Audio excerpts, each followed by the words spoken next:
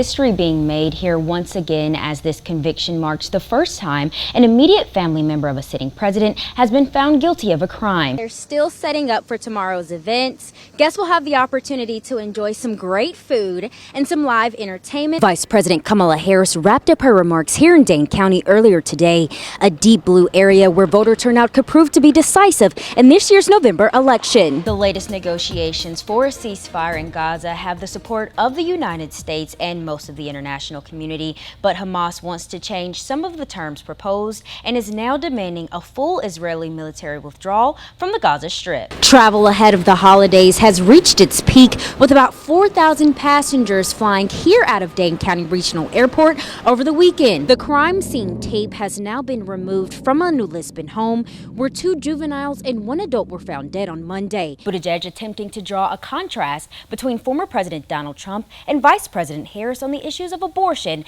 and their visions for working class families. You've said in the past that Vice President Harris is progressive, but on the issues of the economy and immigration, do you feel that she is making her case to those independent and moderate voters that will be critical in this election? There's been an outpouring of commemoration and remembrance for former President Jimmy Carter, and that news has been felt here across the state, especially for one Wisconsin student who now holds an interesting piece of Carter's legacy. You've also accepted support from Republican allies to keep your name on the ballot across the battleground states. What do you say to those who argue your campaign is a spoiler working to help former President Donald Trump win the presidency? Vice President Kamala Harris speaking to a crowd of more than 13,000 people here in Dane County. The Harris campaign attempting to appeal to young voters and University of Wisconsin students, a demographic that densely populates the Madison area. If Harris ultimately moves forward as the Democratic nominee, it would mean a lot more visibility and representation for historically black colleges and sororities.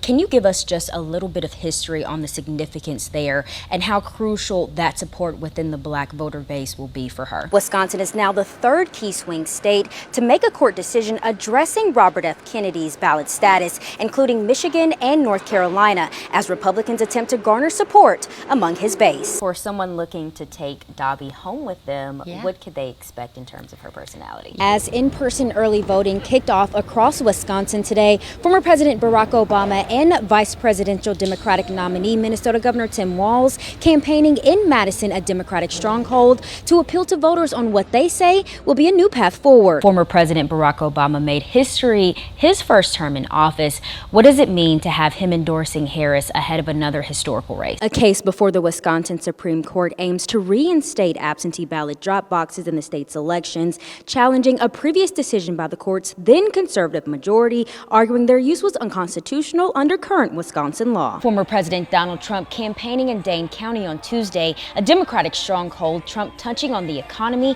and attacking Vice President Harris's record on foreign policy, crime, and immigration. Now from near the scene. Darrielle, walk us through what you're seeing there and what we know.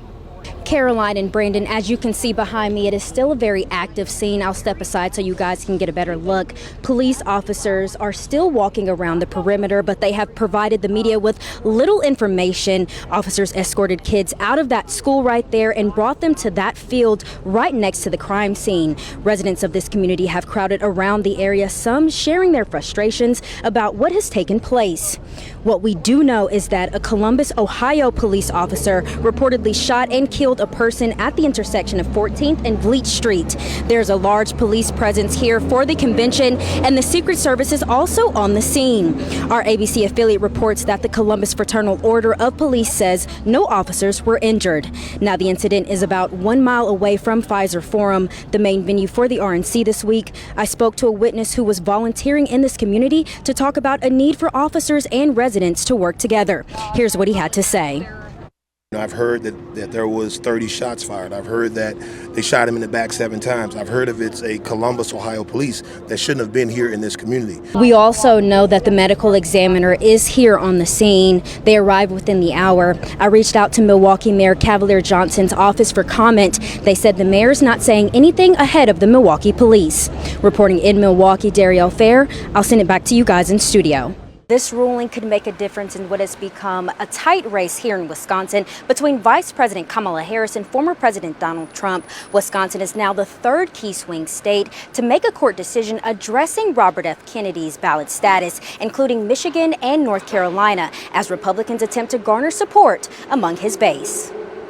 The bottom line here is that Mr. Kennedy has no one to blame but himself if he didn't want to be on the ballot. The judge was originally set to make his decision sometime Tuesday, but decided due to the urgency of this case that a ruling needed to be made a lot sooner. The judge stating that a majority of county clerks across the state had already sent their ballots for printing. Kennedy ended his bid for the White House in late August and filed a lawsuit against the Wisconsin Elections Commission for keeping his name on the ballot. In the suit, Kennedy asked the court to approve a request that would have required county and municipal clerks to cover his name with stickers instead of reprinting ballots ahead of November. Kennedy's attorney arguing that without ballots already being printed and sent out, voter confusion or the feasibility of placing those stickers does not trump Kennedy's constitutional rights. Attorneys representing the Wisconsin Elections Commission saying the action is simply too great of a burden on election clerks.